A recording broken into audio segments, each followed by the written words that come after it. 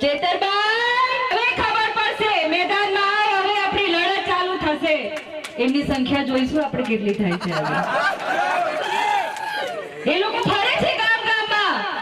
ઘર ઘરમાં કે ના મીટિંગમાં ના જતા સવારથી મને એવા કાર્યકર્તાઓના ફોન આવતા હતા કે અમને ધમકાવે છે કે આમ આદમી પાર્ટીની મીટિંગમાં ના જાઓ પણ જોઈ લો ખાવાનું બગડશે એમનું આજે જોજો સાચી વાત આપણે ખાવા પીવા માટે લાલચુ નથી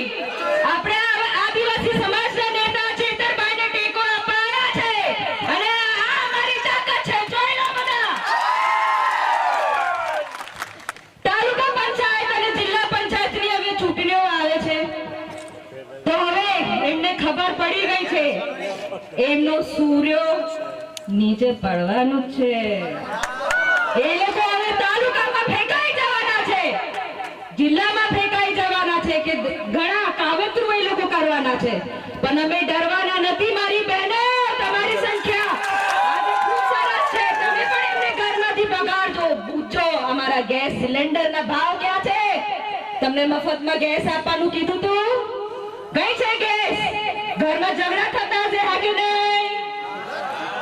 અમારો ચૂલો સળગાવે પ્રધાનમંત્રી હમણાં બનીને બેસી ગયો છે દિલ્હીમાં એવું કહેતા હતા મારી બહેનો